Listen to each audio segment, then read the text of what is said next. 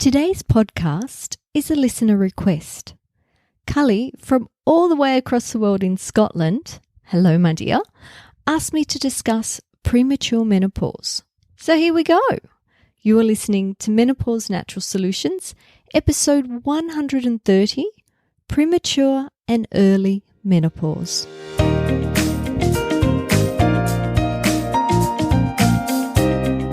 Welcome to Menopause Natural Solutions, your podcast for all things perimenopause, menopause and beyond. Stay tuned as your host, naturopath Jennifer Harrington, explains how to use natural therapies to find your ultimate health and happiness during your transition.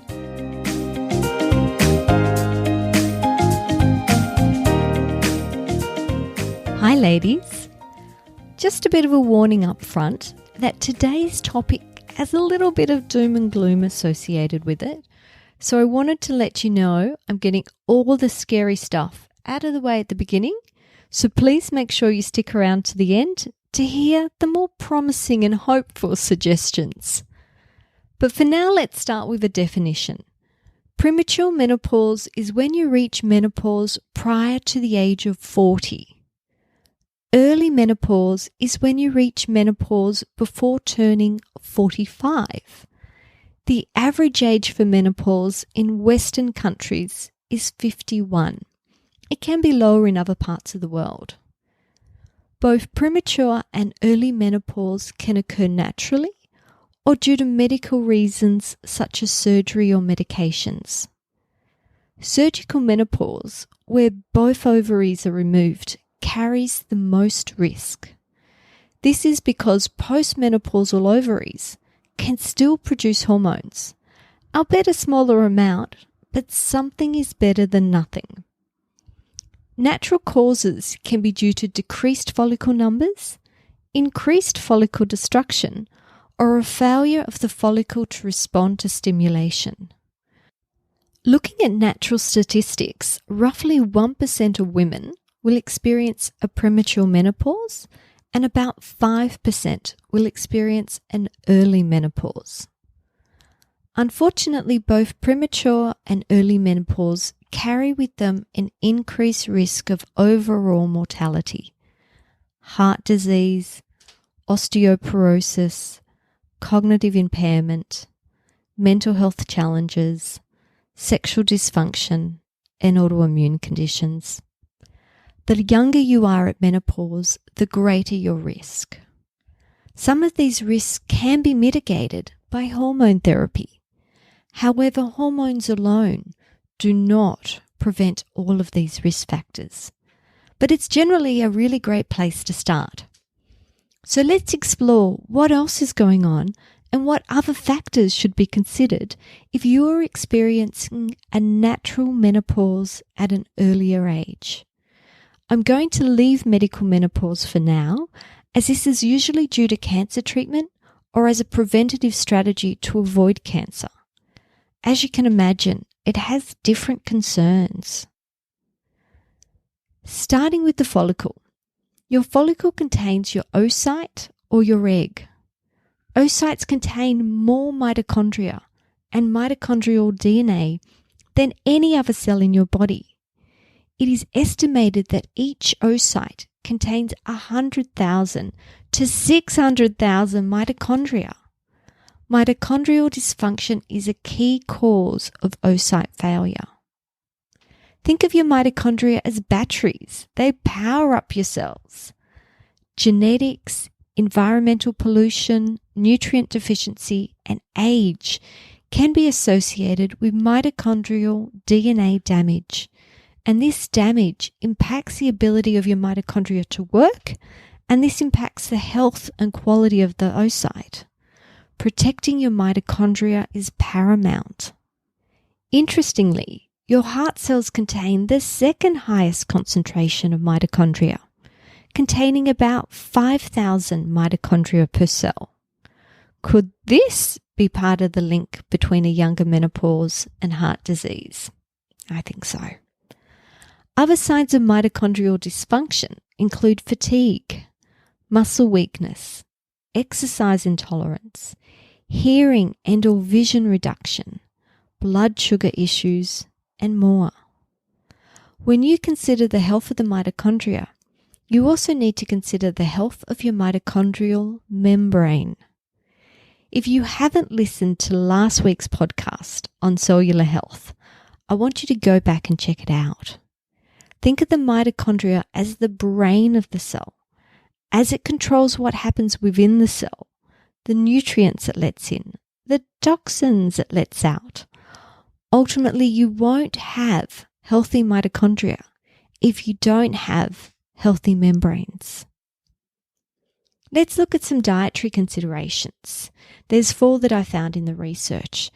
And the first one was looking at lower consumption of dietary fiber being linked with an increased risk of a younger menopause. On the bright side, increased consumption of green or yellow fruits and vegetables decreased this risk. Dairy consumption was linked with increased risk, but it's also associated with a lower follicle count in general. And low protein consumption increased your risk of a younger menopause. When we look at lifestyle considerations, sleep was in the research, and they were looking at insomnia and low melatonin levels being linked with greater mitochondrial and oocyte damage and poorer insulin sensitivity. Stress greatly impairs hormonal communication and ovarian function. Exercise can enhance the capacity of your mitochondria and enhances mitochondrial DNA replication, which is a good thing. Safe sunshine exposure, as low vitamin D levels are linked to poor follicular development and low oocyte reserves, which is AMH if you're doing any testing. Cigarette smoking damages your oocytes and again promotes an earlier menopause. Endocrine disruptive chemicals like BPA, phthalates, pesticides, PCBs, DDT, etc., as they disrupt follicular development and alter your hormonal response.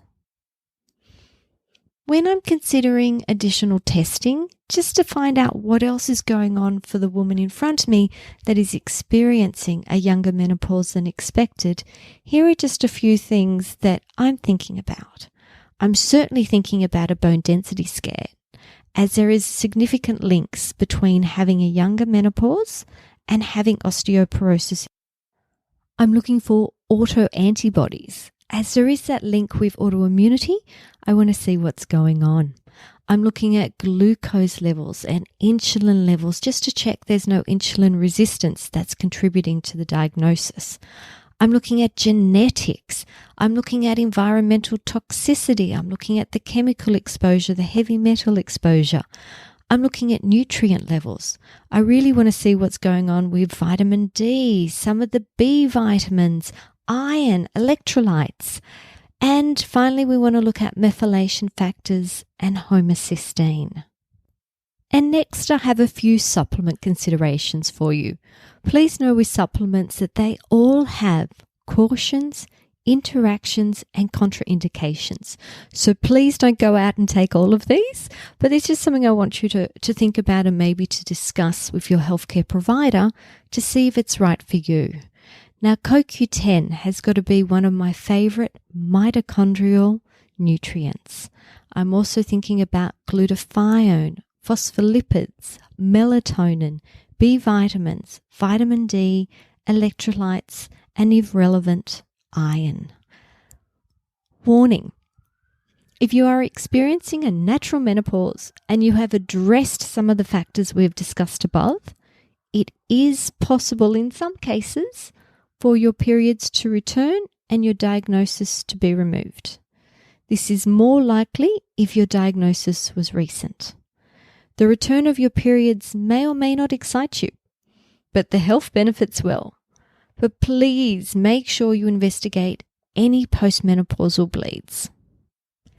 I want to give you the heads up that my menopause makeover program is once again open for enrollments in September. Depending on what level you join, Some packages include one-on-one consultations with myself. As I need to be able to fit you into my schedule, these packages are very limited. Due to this, I'm opening the doors first to my waitlist, where it will probably fill fast. So if it does interest you, can I suggest you jump on my waitlist now so you don't miss out on being offered a place in the program? Thanks again to Cully for her podcast request and wonderful 5-star review.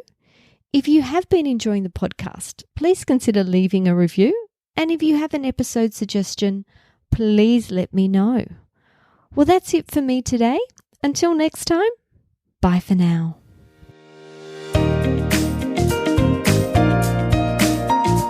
Thank you for listening to Menopause Natural Solutions. This podcast contains general information about menopause. It is provided as a guide, and it is not intended to replace medical advice. Opinions of guests are their own, and this podcast does not endorse or accept responsibility for statements made by guests. If you have enjoyed today's episode, please share it with a friend.